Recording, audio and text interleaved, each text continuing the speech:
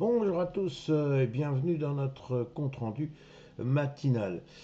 Alors, eh bien, ça y est, c'est fait, il y a enfin un accord. Alors, on ne sait plus exactement si c'est le 39e ou le 40e message de Monsieur Trump venant dire que ça y est, c'est fini, il n'y a plus de guerre, il a gagné. Bon, tout le monde est d'accord pour venir dire que c'est une victoire à la Pyrrhus, qu'il reste encore de très nombreux problèmes. D'ailleurs, il ne s'agit pas d'un accord, il s'agit d'un protocole d'accord suivant la formule consacrée. Le diable est en train de préparer son petit voyage car il va s'installer dans les détails. Bon, constatons que le pétrole a beaucoup chuté. Constatons que c'est un soulagement réel pour les indices et que ceci se voit aussi bien d'un côté de l'Atlantique que de l'autre.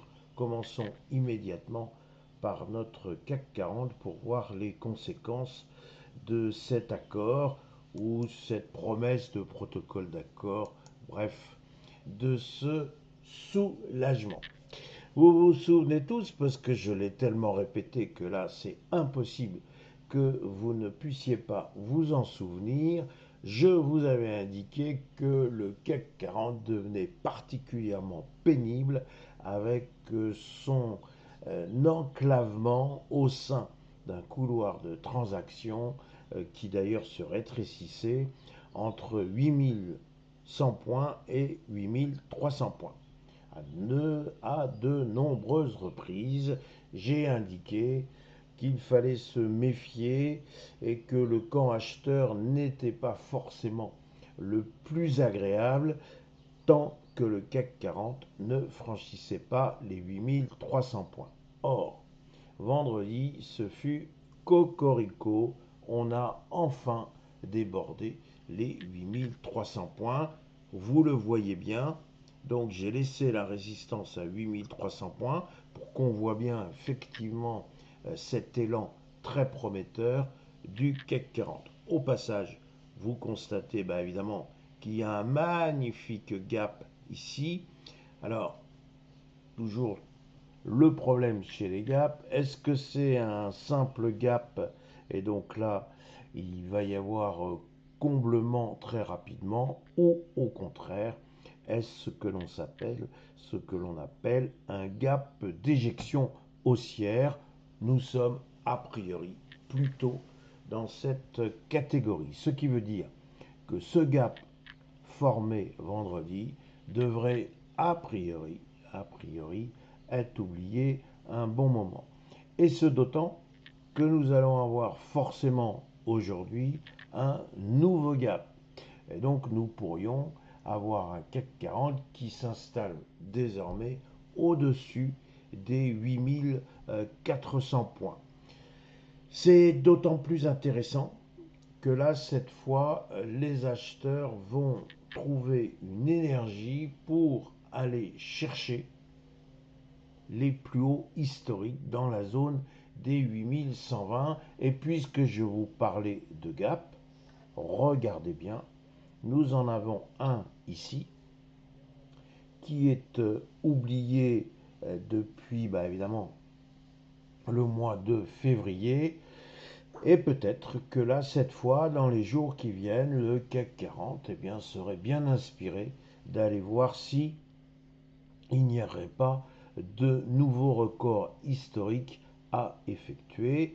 Et pourquoi je vous dis ça? Eh bien tout simplement parce que le CAC 40 est assez en retard par rapport à ses homologues américains et que là, ma foi, il y a peut-être les moyens d'essayer de justement courir après le S&P 500. Donc bref, aujourd'hui c'est une journée d'euphorie. On ne veut pas trop savoir si cet accord ou ce protocole d'accord est véritablement satisfaisant.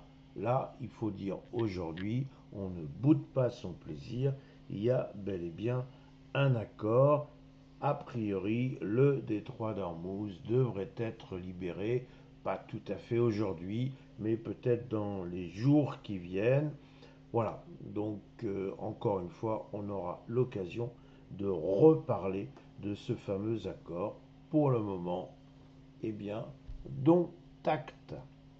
Maintenant, si on en vient à notre S&P 500, le S&P 500, bon, déjà, vendredi dernier, ma foi, il cherchait à se reprendre et on a vu qu'il y avait quand même eu une belle phase des mois, un beau découragement, et puis non, là, cette fois, on se reprend.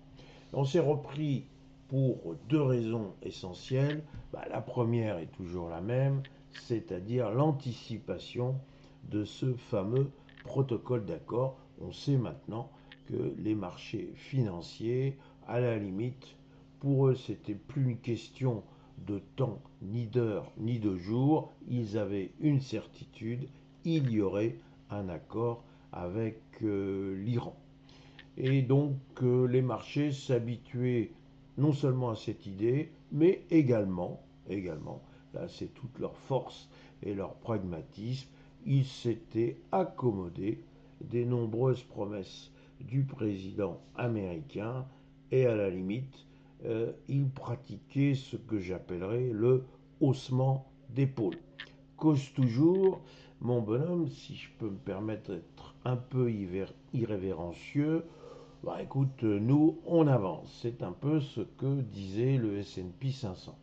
Et le S&P 500 avait d'autant plus envie d'avancer que, comme vous le savez, eh bien, l'introduction de SpaceX a été un véritable succès. Monsieur Elon Musk est le premier être humain à être trillionnaire. C'est quand même un mot que l'on n'a pas trop l'habitude d'utiliser. Bref, une fortune. Bon, voilà, on ne peut même plus parler de chiffres. Ce qu'il faut savoir, c'est que tout le monde croit effectivement au projet de Monsieur Musk. Alors bien évidemment, SpaceX ne va pas permettre très prochainement d'habiter sur Mars, mais il peut y avoir de nombreuses retombées qui n'attendront pas cette fameuse installation sur Mars. Donc c'est pas forcément idiot pour de nombreux investisseurs d'ores et déjà d'acquérir des actions SpaceX. Alors bon, l'avenir nous dira si oui ou non les investisseurs qui y croient ont eu le nez creux. Le fait est là, l'introduction s'est parfaitement bien euh, passée et conclusion pratique, eh bien le secteur technologique est une fois encore redynamisé. Alors on le voit bien graphiquement, nous avions un support dans la zone des 7300 points globalement. On est passé à 7431 avec la petite hausse de 0,50 de vendredi. Eh bien, le petit chemin à parcourir pour les 7500 points n'est visiblement pas bien méchant et nous pourrions effectivement cet après-midi voir la résistance des 7500 points. Écoutez, peut-être tutoyer, ça paraît quasiment certain, mais également débordé. Là aussi, on peut s'attendre à un magnifique gap.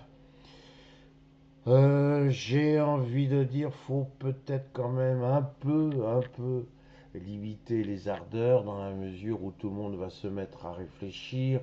Était-ce un bon accord ou pas? Est-ce que vraiment les États-Unis ont gagné cette guerre? Non, c'est pas du tout certain. Est-ce que finalement l'Iran s'en sort plutôt bien? Oui. Est-ce que le peuple iranien, lui, s'en sort bien? Certainement pas. Bon, est-ce que cette fameuse poussière nucléaire dont parle M. Trump, que va-t-elle devenir? Qui va la récupérer? Bref, il y a encore des sources quand même de questionnement. J'en termine, mais vous le savez déjà, qu'il y a quand même quelqu'un qui est inquiet de tout ça, c'est le peuple israélien.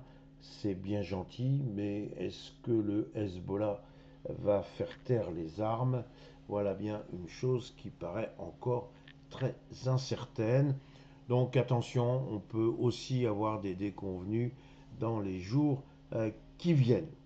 Enfin, je dirais que si on veut retrouver un point positif, c'est bien avec la réunion de la Fed qui va commencer demain, qui se terminera mercredi sous l'égide du nouveau gouverneur, Monsieur Kevin Warsh, et il y avait des craintes de ce que la Fed finalement relève ses taux en fin d'année. Là, avec la chute, parce qu'on peut parler de chute, du pétrole, il y a un risque inflationniste qui est en train de disparaître progressivement.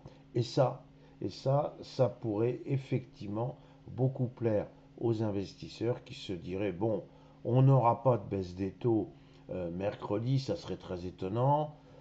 Peut-être qu'il y aurait encore un tout petit espoir d'une baisse des taux d'ici la fin de l'année, si encore une fois l'inflation veut bien se réduire. En tout état de cause, on peut raisonnablement parier sur le fait qu'a priori, on pourrait passer l'année 2026 sans hausse des taux. Donc ça plaît parce que les tensions dans le secteur obligataire, eh bien, elles vont s'estomper, elles vont gentiment et très discrètement s'éloigner. Voilà tout ce qu'il faut que vous reteniez en ce lundi matin. J'ai envie de dire, les problèmes, on les verra plus tard. Pour l'instant, il fait beau et ce n'est pas que de météo dont je vous parle, c'est bel et bien des marchés financiers. Donc, un très bon lundi, une très belle séance, une très belle semaine et je ne peux que vous dire le plaisir que j'aurai de vous retrouver demain matin. Merci.